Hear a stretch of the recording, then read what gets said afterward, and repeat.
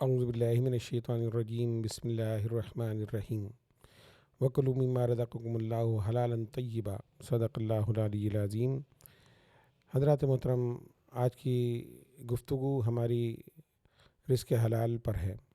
आय करीमा जो आपके सामने पेश की, इसका तर्जुमा और खाओ जो कुछ तुम हैं, अल्लाह ने रोज़ी हलाल और पाकीज़ा दी। इसमें अल्लाह तबारक व तआला रिज़्क़ हलाल का ज़िक्र फरमा रहा है। रिज़्क़ हलाल एक मुसलमान के लिए कितना ज़रूरी है, इसको हमें समझना चाहिए। रिज़्क़ हलाल हर मुसलमान के लिए इंतहाई ज़रूरी है और ये ईमान का हिस्सा है। कुरान मजीद फ़ुरक़ान हमीद में अल्लाह तबारक व तआला फरमाता है, वमा आताकुमुर रसूलु फ़ख़ुज़ूहु वमा नहाकुम अन्हु फ़अंतहु। और जो कुछ तुम्हें रसूल दें और वो ले लो, और जिससे मना फरमा दें उससे बाद रहो। यहाँ पर हमें नबी करीम सल्लल्लाहु अलैहि वसल्लम की ज़ात मुबारका को कसौटी बनाकर पेश कर दिया गया कि जो कुछ सरकार दो आलम सल्लल्लाहु अलैहि वसल्लम ने मना फरमा दिया वो हमारे लिए हराम हो गया, और जिसको आपने हुक्म दिया वो हमारे लिए जायज़ है। तो हमें चाहिए कि हम हलाल और हराम में हमेशा तमीज़ रखें। इसका वबाल क्या है? हराम अगर आदमी खाता है या हराम कमाता है या हराम अपने अहल व अयाल को खिलाता है तो उसका वबाल है क्या? हज़रत इमाम ज़हबी इस हदीस मुबारका को नक़ल फरमाते हैं कि रसूल पाक सल्लल्लाहु अलैहि वसल्लम ने फरमाया कि क़यामत के दिन लोगों को लाया जाएगा जिनके पास तहामा पहाड़ के बराबर नेकियां होंगी। तहामा पहाड़ बहुत बड़ा पहाड़ था जिसकी मिसाल सरकार दो आलम इस हदीस मुबारका में बयान फरमा रहे हैं। फरमाया कि उनको लाया जाएगा तो उनकी नेकियां जो हैं तहामा पहाड़ के बराबर होंगी, लेकिन होगा क्या कि अल्लाह तबारक व तआला इनकी नेकियों को खाक की तरह उड़ा देगा। क्यों? और इन्हें जहन्नुम में फेंक दिया जाएगा। उसकी वजह क्या है? नामा अमाल में तो नेकियां हैं और उसके बावजूद वो जहन्नुम का मुस्तहिक ठहरेगा। ये कैसे हो सकता है? तो आप सल्लल्लाहु अलैहि वसल्लम ने फरमाया कि वो नमाज़ पढ़ते होंगे, रोज़े रखते होंगे, हज करते होंगे, लेकिन जब कोई हराम चीज़ उनके सामने पेश की जाएगी तो वो ले लेंगे। और होगा क्या कि उनकी ये तमाम नेकियां जो हैं खाक में मिल जाएंगी। उनको अल्लाह तबारक व तआला हवा में उड़ा देगा, यानी उन नेकियों को ज़ाया कर देगा, बल्कि वो शख्स जहन्नुम का मुस्तहिक ठहरेगा। ये हराम का वबाल है। आज हम नमाज़ें भी पढ़ रहे हैं, रोज़े भी रखते हैं, हज भी करते हैं, उम्रे पे उम्रे कर रहे हैं, लेकिन कभी हमने सोचा कि हम जो रोज़ी कमा रहे हैं वो हलाल का कोई जो है शायबा तो उसमें मौजूद नहीं? कहीं ऐसा तो नहीं कि इसके अंदर कुछ हराम शामिल हो गया हो? होता क्या है? होता ये है कि इंसान जब अपने घर वालों को हलाल कमा कर देता है, उससे बच्चों की परवरिश करता है, तो फिर क्या होता है? कभी जो है वो मुफलिसी का शिकार भी हो जाता है, कभी उस पर आजमाइश भी आती है और फिर वो हराम की तरफ दौड़ने लगता है। उसकी वजह क्या है? कि फिर घर वाले उसको हराम पर मजबूर करते हैं। जब बच्चे बड़े हो जाते हैं तो बाप को ताना देते हैं कि आपने हमारे लिए क्या किया? फ़लाँ को देखिए, उसके पास आज गाड़ी है, उसके पास अपना घर है, आपके पास तो अपना घर भी नहीं है। आपने हमारे मुस्तक़बिल के लिए कुछ नहीं किया। बीवियाँ अपने शौहरों से नाजायज़ मुतालबात करती हैं, ज़रूरत अशिया के मुतालिक अपने मुतालबात पेश करती हैं कि हमें तो ये चाहिए, दूसरे के घर में देखो ये चीज़ मौजूद है, हमारे घर में मौजूद नहीं है। जब ये मुतालबात एक शख्स के सामने पेश किए जाते हैं, फिर वो परेशानी का आलम में हराम की तरफ जाने लगता है। एक दिन में अमीर होने का भूत सवार हो जाता है कि आज ही मैं जो है अमीर हो जाऊं, आज ही मेरे पास दौलत की फरावानी हो जाए। फिर वो शख्स हराम और हलाल के अंदर तमीज़ नहीं करता, जिसकी वजह से क्या होता है कि उसकी रोज़ी के अंदर हराम शामिल हो जाता है।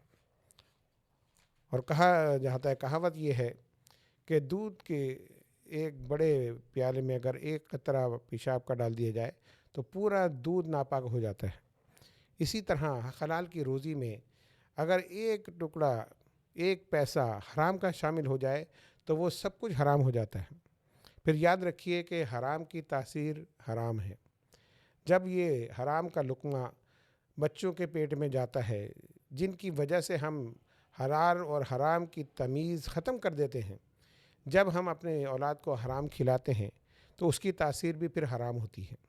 پھر بچے جو ہیں بے روی کا شکار ہو جاتے ہیں. بچے ماں باپ کا کہنا نہیں مانتے. بچے ماں باپ کے سامنے کھڑے ہو جاتے ہیں. بچے ماں باپ سے ناجائز مطالبہ کرنے لگتے ہیں. اور پھر ہم سوچتے ہیں کہ اس کی وجہ کیا ہے. دوسروں کے بچے تو فرما بردار ہیں, ہمارا بچہ نافرمان کیسے ہو گیا. کبھی ہم نے ان چیزوں پر غور نہیں کیا کہ اس کی اصل اور بنیاد کیا ہے جس کی وجہ سے آج ہمارا بچہ نافرمان ہو گیا. اس کی وجہ یہ ہوتی ہے کہ ہم اس کے پیٹ میں حرام کا لقمہ ڈال رہے ہیں. تو حرام کا لقمہ یعنی حرام کی تاثیر پھر حرام ہی ہوگی. جب آپ اس کیفیت میں ہوں گے تو پھر حلال کی طرف لوٹنا بڑا مشکل ہو جاتا ہے. اپنے آپ کو ابھی سے حلال کی طرف لائیے. جس چیز کا شریعت نے اجازت دی ہے اسی چیز کو لینا ہے جس کی حضور نے اجازت دی, اور جس کو منع فرما دیا اس سے ہمیں رک جانا ہے. صحابہ کرام کے پاس جب تک شراب کے حرام ہونے کے احکامات نہیں آئے اس وقت تک انہوں نے اس چیز کو اپنایا, لیکن جب شراب کے جو ہے حرام ہونے کی نوید آ گئی, قرآن میں آیت مبارکہ نازل ہو گئی, اللہ تبارک و تعالیٰ کا ارشاد آ گیا, تو سرکار دو عالم صلی اللہ علیہ وسلم نے صحابہ کو منع فرما دیا آج کے بعد شراب نہیں پینا. تو روایت میں آتا ہے کہ مکے کی گلیوں میں مٹکے کے مٹکے شراب کے بہا دیے گئے پانی کی طرح. کیوں؟ اس لیے کہ اب اللہ کا حکم آ گیا. صحابہ کرام نے جس طرح حلال اور حرام کے اوپر عمل کر دکھایا اس کی مثال نہیں ملتی. وہ تو اس معاشرے میں رہتے تھے کہ جہاں تو ہر چیز ہی جائز ہوا کرتی تھی, جہاں دھوکہ دینا بھی جو ہے بہادری کی نشانی تھی, جہاں پر جو ہے زور زبردستی کرنا بھی طاقت کی نشانی ہوا کرتی تھی, جہاں پر ایک دوسرے کو اوپر ظلم کرنا یہ بھی جو ہے ایک فخر کی بات ہوا کرتی تھی. لیکن اس معاشرے میں رہنے کے باوجود انہوں نے سرکار دو عالم صلی اللہ علیہ وسلم کی ذات کے اوپر ایسا یقین کیا کہ جو سرکار نے فرما دیا اس پر عمل پیرا ہو گئے. جس کو آپ نے منع فرما دیا اس سے اپنے آپ کو روک دیا.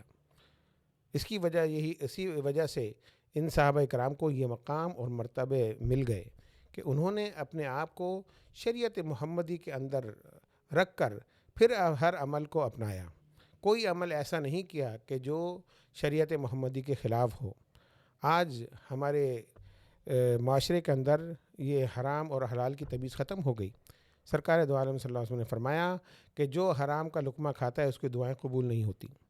آج ہم یہ بھی شکوہ کرتے ہیں ہماری دعائیں قبول نہیں ہوتی. ہم اللہ کی بارگاہ میں دعائیں کرتے ہیں کہ الہ العالمین ہمارا یہ کام ہو جائے, ہمارا یہ کام ہو جائے. ہم اپنے مطالبات اللہ کے سامنے پیش کرتے ہیں, دعائیں کرتے ہیں, دعائیں قبول کیوں نہیں ہوتی؟ کبھی ہم نے اس بات پر غور نہیں کیا, کبھی ہم نے سوچا نہیں ایسا کیوں ہے. وہ تو بڑا رحیم و کریم ہے, پھر ہماری دعائیں قبول کیوں نہیں کر رہا؟ سرکار نے فرما دیا کہ جو حرام کھائے گا اس کی دعائیں تو قبول ہی نہیں ہوں گی. جو اللہ کی بارگاہ میں کس منہ سے دعا کرتے ہو, جس منہ سے حرام کا لقمہ پیٹ میں جا رہا ہے اسی منہ سے تم دعا کر رہے ہو, پھر رب العالمین تم پر کرم کیسے کرے گا؟ تو ضرورت اس بات کی ہے کہ ہم اس چیز کے اندر تمیز کریں, رشوت ستانی سے اپنے آپ کو محفوظ کریں, دھوکہ دہی سے اپنے آپ کو محفوظ کریں, مال کے عیب بتا کر بیچنے کی کوشش کریں, چھپا کر بیچنے کی کوشش نہ کریں, ورنہ وہی تجارت جو حلال ہے وہ حرام ہو جاتی ہے. ہم اس چیز پر غور کریں, اپنی تجارت میں, اپنے نوکری کے اندر, اپنے جو ہے کمائی کے اندر ان چیزوں کو مد نظر رکھیں کہ حلال کو ہم نے ہمیشہ اپنانا ہے اور حرام کو ہم نے کبھی منہ نہیں لگانا ہے. اگر ہم نے آج اس بات کا تہیہ کر لیا اور اس پر عمل پیرا ہو گئے تو انشاءاللہ آئندہ زندگی میں ہم دنیا میں بھی سرخرو ہوں گے, آخرت میں بھی سرخرو ہوں گے. تو ہمیں چاہیے کہ ہم سرکار دو عالم صلی اللہ علیہ وسلم کی ذات پر جو ہے یقین کامل رکھیں اور جو انہوں نے فرما دیا اس پر عمل کرنے کی کوشش کریں. رب العالمین ہم سب کو شریعت محمدی پر عمل کی توفیق عطا فرمائے.